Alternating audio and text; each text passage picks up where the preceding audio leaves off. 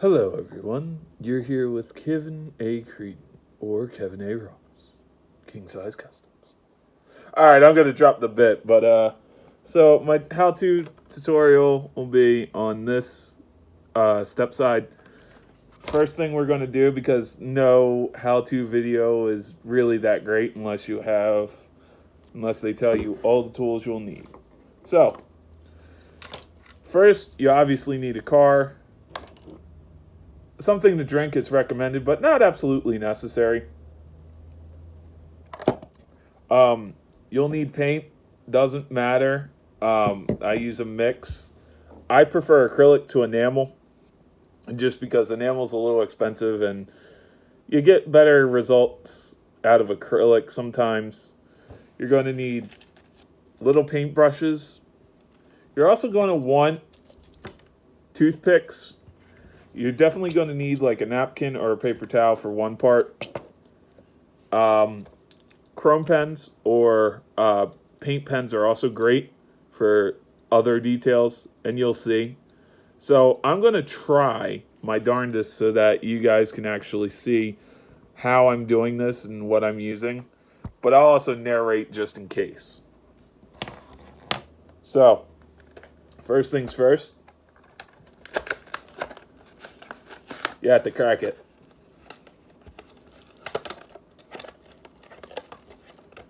This truck's a little bit lighter than I thought it would be, but it's fairly nice. Metal casting, plastic base, and it actually has a tow hitch.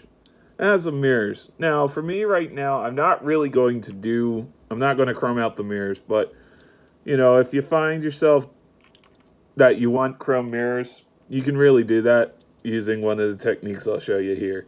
But we have some really, really nice detail here. We have turn signals. We have the Chevy logo. We have a bumper. This is going to be a bit of just a regular Joe truck, so no chrome bumper. The bumper that they have on there is fine. But first, what I like to do is shake up my acrylic a little bit. Make sure there's a little bit in the cap, because that actually is probably about the amount you want on a brush. I know my glasses are off, so for me, it's actually easier for me to focus on the truck with my glasses off. So you're going to take you're going to take a tiny toothbrush. You're going to take a tiny paintbrush. You're going to get in there with your paintbrush, kind of scoop up some paint. And then you're just going to run across the grill. And here you don't really need to be terribly, terribly perfect or careful. Just be careful not to run it into like your headlights or other accessories like that. You're going to wait a couple of seconds. See, I'm going to actually go over this a little bit, but you're going to wait a couple of seconds, and then you're going to actually dry off your paintbrush real quick as your truck goes sliding down your uneven table. But dry off your paintbrush and then wet it, and you can do it again. You can use the paintbrush again, and then you're going to actually rub very gently. You're going to rub your casting across your paper towel, and then you get an effect like that. Not sure if you can see it, but now we have a little bit of what looks like grill detail. And your bars still stay pretty clear. There's a couple of little places that I'm going to rub off a little bit more, but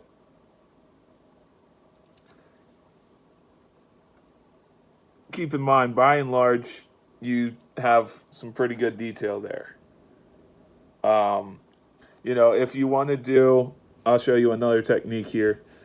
We're going to actually do something that's a little bit not, some people might struggle with this. You would think me being visually impaired, low vision, I might struggle with this, but it's not terribly hard. You just have to be terribly patient. So, and I'm sure this video is going to be a long one, so grab something to drink, grab some popcorn. I've got something to drink here. I've already eaten, so don't really need snack food right now. You want to shake up your chrome pen or your paint pen.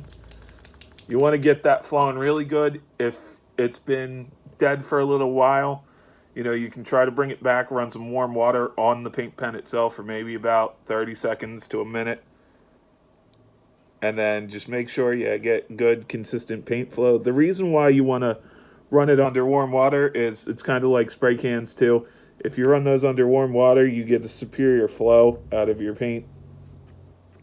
Also, it's good to push your paint pen down on a napkin. That way you're not getting too much paint out of your paint pen. Now, I know a napkin's probably not going to be the greatest of surfaces, so, maybe a piece of paper would be better. Unfortunately, right now I don't have one at hand, so I'll try to do it on this cardboard right here and see if we get anything. Yeah, you get a little something here. It's not too clear, but... And now you just want to kind of do the Chevrolet symbol. I advise you to start out somewhere small and kind of just rub a little bit. Almost like you're coloring with a crayon on a coloring book. And the reason why I picked this casting is there's just so much detail, and Mattel actually did a really good job on the paint scheme that I thought it looked cool. So there's our little Chevy logo. It looks better in person. I'll try to throw in some photos of it at the end of this video. And now you just cap off your pen, put it back in the package. These are available. I'm not using a Moltov. Michaels doesn't carry them apparently. I'm using a Craftsmart pen, and you can get them at, like, I've also seen them at Walmart for like $2.49. So not horribly expensive, but not terribly cheap either. I've used enamel by Testors. Not really a big fan of the enamel, because really it's a little bit more expensive and it's harder to clean off. Like, especially if you're using the black by Testors enamel. This is actually gloss black by who makes this? This is Deco Art. They call it Americana. It's their Americana series. It's really good. Works well on metal, actually, because it's the same paint I used for the Bronco. For the Bronco, I used that black paint on the Bronco grill. I used the brown paint from them on the Bronco camper shell. The reason why I keep looking over here is it's actually still sitting on my table. So now we're going to actually do the headlight paints. And this is why you're going to really want toothpicks. William Withers, this is your trick. You told me about this. So what I like to do is sometimes I save the toothpicks because you really don't use that much paint. And this is another reason why I prefer using acrylics. You can just wash them right out. It just works with soap and water. You can wash off your toothpick if you really want to save your toothpicks. You get about 100 of them anywhere for like close to $1. This was about 150 in here, and it's a little keeper too.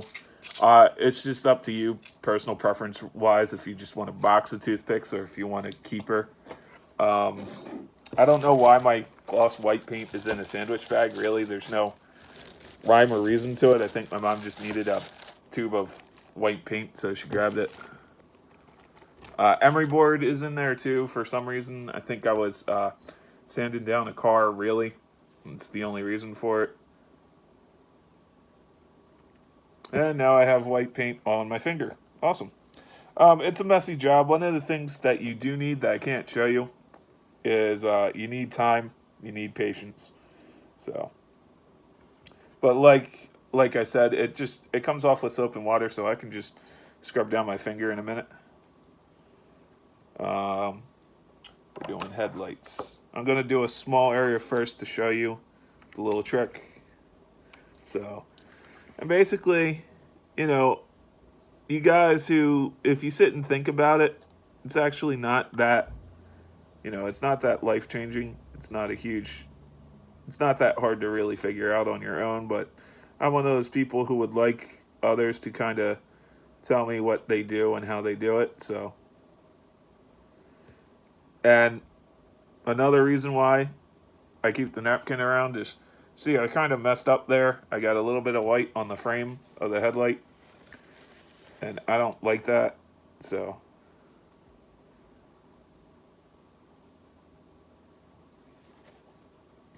and then we can just go back over it with white, with black, which I'll probably actually do. I'll toothpick the rest of the grill black with a toothpick. Now, if you want to use testers and enamels, be my guest. You know, that works good too. I don't really like enamel paint because they're hard to get off. You know, you need to use like mineral spirits. Sometimes you get lucky and are able to use bleach. And trust me, Billy, I know you have like 500 things you want to say about this video because I've inserted my foot in my mouth several times here, but trying to keep a little bit of a family-friendly channel here. Also, if your grill doesn't come out that great, you can again use a toothpick and run your paint in your grill. So.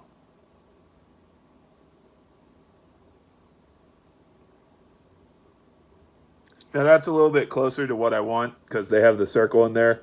On the card here, they show that it's 2 headlights instead of top headlight and the turn signal on bottom. So I'm going to go with that configuration.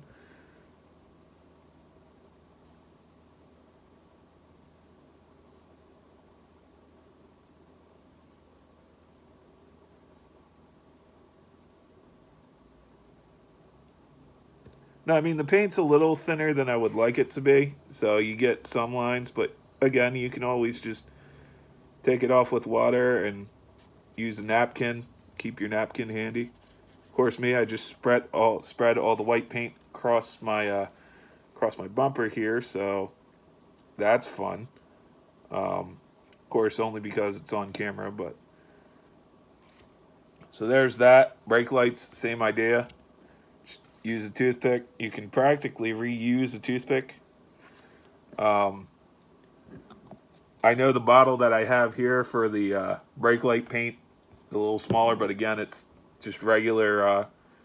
It's called Waverly. It's regular acrylic. This is what I picked up at Walmart for like 89 cents, or maybe a little bit more, but not too much. Really don't spend a whole heck of a lot on paint. You know, acrylic, as you can see from the results, acrylic works pretty well. I mean, I never really spend a whole lot on customs. Spray paint, yeah. I mean, you kind of want the best of the best. I recommend using Duplicolor for spray paint, especially if you're doing like a metal flake. What I've also, I think I said in the Bronco video, but I'll say it again here. If you're using, just know what kind of paint you're using. If you're using gloss, semi-gloss, or flat, or matte. Semi-gloss and gloss clear coat don't mix. Don't learn from my mistakes, guys. So we have a couple of brake lights here, and it's the standard step side tailgate brake lights. So they're like right, again, if I had my glasses on, I could probably see this better in the camera, but I want to say they're right around here. I can kind of see them poking out, but I'll do my best to show you before and after here. So you just take your little toothpick, you dip it in the cap, and then you just paint like you would paint with a paintbrush. I also used to just poke with the toothpick. You want to use the pointy end if you have toothpicks where they have a flat end and a pointy end. Never use the flat end for anything really, but you just really want to poke here with the toothpick. You kind of want to just brush it on. I'm also doing parts of this by feel, especially because the brake lights kind of just blend in. Sometimes if you're like me and you have trouble seeing, it's best to just flip it upside down. And sometimes the little details come out a little bit better and are a little bit easier to see. Again, I cannot stress to you, just take your time with it. And you'll get, I swear, you take your time, you'll have the best results.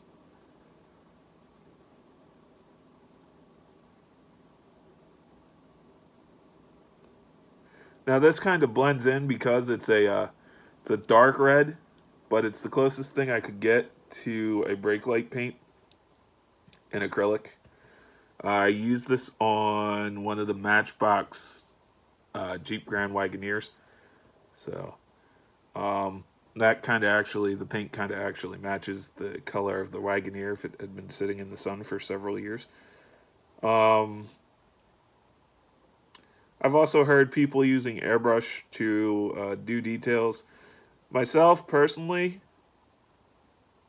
I don't know. I don't have an airbrush yet, and that's a very big yet. And I'm planning on buying one. I found a kit for not much monies. So, but by the way, there's our brake lights. Turn signals, same thing. Just, you know, use a toothpick. This one already has the side turn signals done. And don't forget to admire your work. You know, take part, take a look. You know, I'm sure, you know, there's a lot of you guys who do a lot better than I do custom wise, and there's some of you guys who wish you could do as well as I do. Just take your time. It's not a race. Everybody learns at a different pace. So that's that. There's your brake lights. Next thing is just, again, this is a very important step when you're working with paint or customs, is just your cleanup. Now, all I really need to do is just wash off my brush, take this napkin and the toothpick, fold it in the napkin, and throw the napkin out. And that's it. And now we have a custom that we're ready to enjoy, put on a layout, put on a display. My next video is probably going to be a little bit of a series. I'm going to try to not build per se, but kind of detail out. I came into a lot of HO scale buildings. Those work great for dioramas. And I'm going to try to make a diorama out of a single building. So, I've also got some other supplies. If you like these videos, let me know in the comments.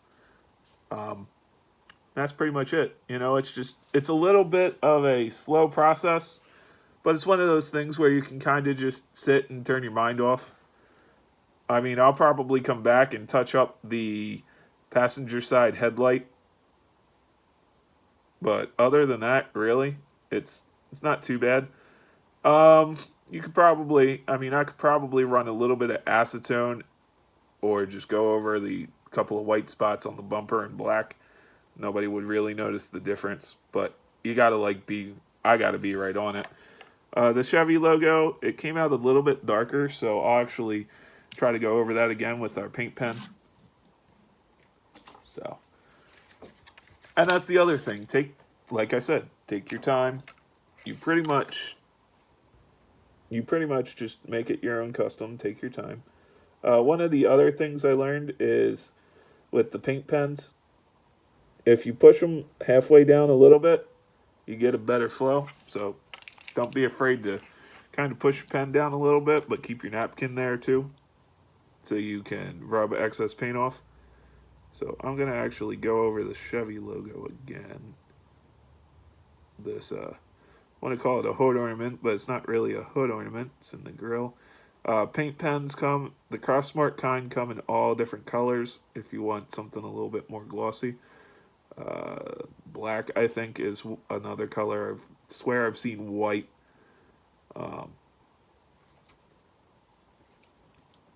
There you go. To me, it just adds to the casting. So I'll see y'all later. Have a good one.